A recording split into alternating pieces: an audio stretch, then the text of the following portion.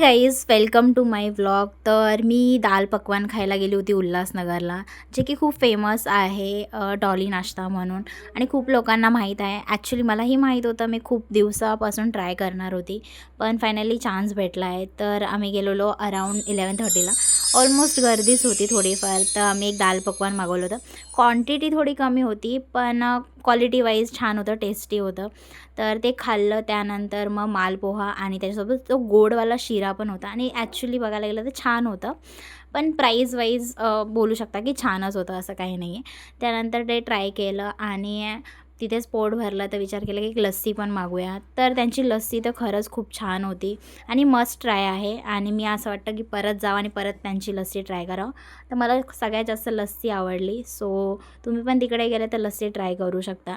आणि मेन म्हणजे जाताना कॅश घेऊन जा, कारण की आमच्याकडे कॅश नव्हते, जीपे होते.